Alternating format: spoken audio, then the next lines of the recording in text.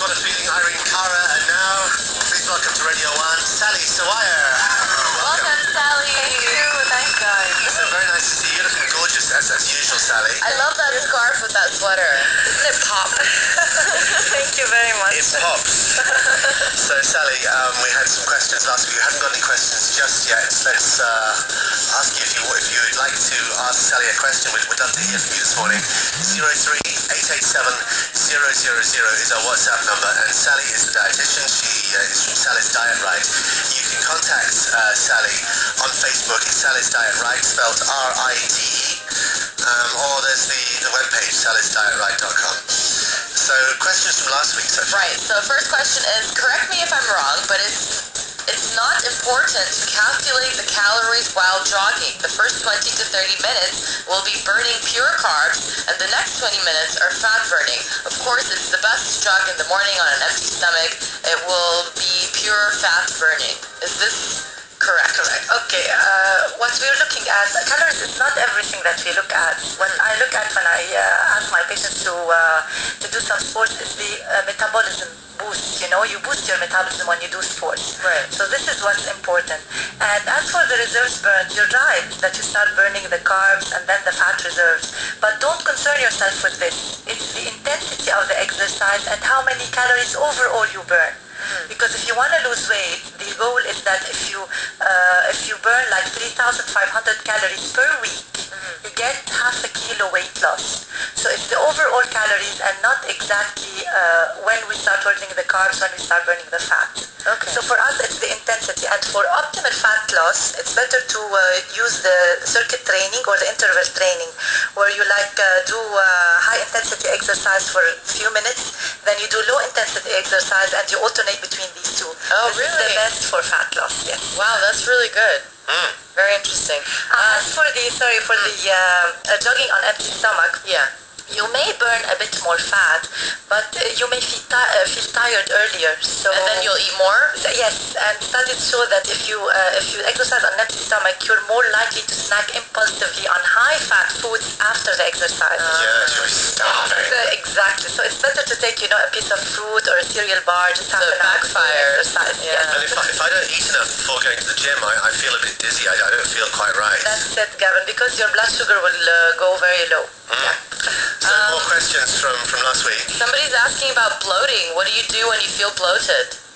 Yeah, bloating has many causes. Mainly, sometimes because you stress out, you're bloated. Sometimes because you ate something like cabbage, beans, artichokes, onions. So there are many factors. What's important is that you eat slowly in a relaxed environment, so you don't swallow air while you're eating. Is that one of the things that That's one of causes the it? Yeah. So that's what you can do. Avoid stress.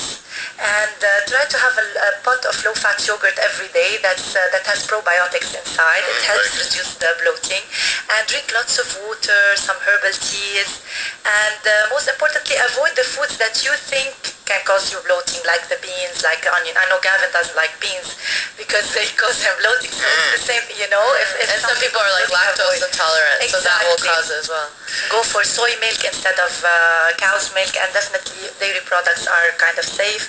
And exercise regularly, because exercise makes your bowel move regularly. Yeah. Is it true that chewing gum, people don't seem to chew chewing gum as much as they used to, but is it true that it can cause bloating and wind? True, Gavin, because you swallow air while you're chewing gum. And not only that, if you drink like from a bottle, just directly from a bottle, and you put it away from your mouth, you tend to swallow air while you're swallowing the water. Oh. So this can cause bloating. I hate doing that. I can't do that. It's a It's Lebanese thing. hard. Yeah, it's a Yeah, where you gulp from a bottle. I know. I always horrify people by putting it to my lips. And also carbonated beverages, they cause bloating. So Yeah, they have gas in them. Yes. So our WhatsApp system from today, let's look at that.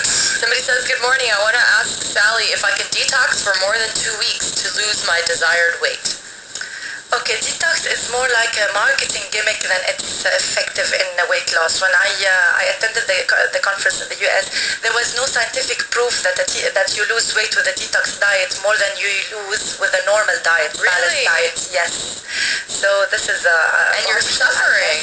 Yeah, exactly. So no need to go that extreme. If you want to detox for 2-3 days, it's fine, but not more than that. Then you can go back to a normal diet. Okay. Somebody's asking what's the difference between normal Lebanese bread and the brown bread? The white bread is made of white flour, and we don't recommend that we have lots of white grains in our system because it lacks fiber and many nutrients, and it can cause a high in your blood sugar and then a dip and a high. So we always recommend that you have the brown or whole grain bread. Are they asking about the whole grain bread?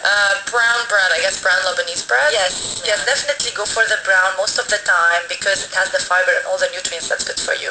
I heard somewhere that the white bread, if you eat white bread, the stomach doesn't know what to do with it because the flour has been bleached. It's this alien thing that comes into the stomach, so it just gets stored as fat. Is that right? It's easier to store the white bread than you store the whole grain, definitely, Gavin. It's true. Okay. So we have another question about babies. Somebody says, hello, Sally. My identical twin girls are 7 months old. What is the best nutrition system that we can follow?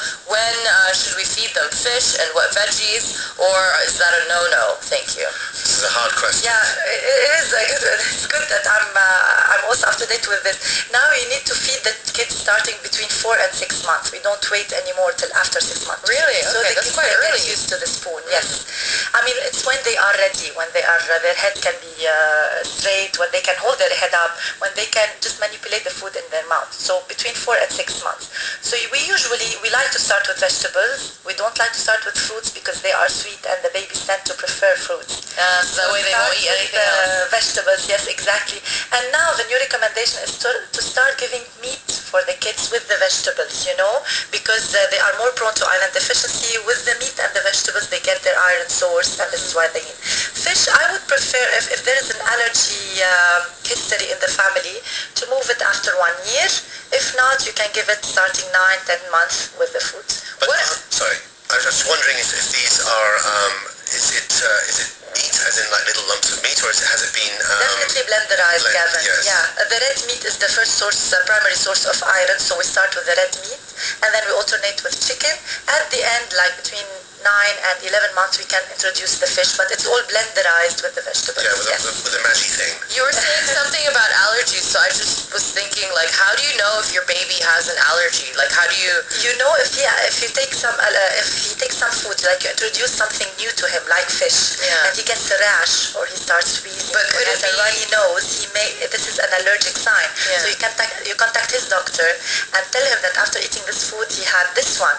So probably he has an allergy for this, and we have to remove it from the diet. Okay. Or introduce it very later on. So somebody's asking, will I lose weight if I don't go to the gym? Because I'm always busy, I don't have time, but I don't eat a lot. So in that case where you don't go to the gym, but you're not eating a lot, can you lose weight? You will lose weight initially, but the most important thing is to incorporate activity into your daily life. Like, go up the stairs, don't use the elevator, park far away from the entrance so you can walk, put music at home and dance with your kids, or just chase them around. Just move during your day, and it will count in your activity level. Okay. Somebody who was asking earlier about the bread, the difference between normal Lebanese bread and brown bread. There's a second question. They're asking, do you recommend for us to eat whole wheat bread or oat bread, and how much can we eat per day? Both are great. Both are whole grain. What we recommend is whole grain. So oats is a whole grain, and whole wheat is definitely whole. So you can alternate between the two. So it's a matter of preference, what you like better. Exactly. But oats are always great for the heart. They say oats. Okay. And now new research recommends that oat become a part of your diet because they have a very high satiety level, which means if you eat oat bread or oatmeal at breakfast, you will not get hungry early. So you will feel full, and you'll be sustained for a couple of hours after that. So I am with oats also. What's the second question? How much can we eat per day? It depends on each person. If you exercise, you can have more. If you are a sedentary person, you cannot have too much bread. But we can definitely have like a small loaf in the morning and small loaf in the evening. Okay. Thank you. Sally Sawaya, the dietitian from Sally's Diet Right. How can we get in contact with you? Just once again. Yeah, Sally's Diet Right on Facebook, right spelled R-I-T-E, or my website, sallysdietright.com. Sally, thank you.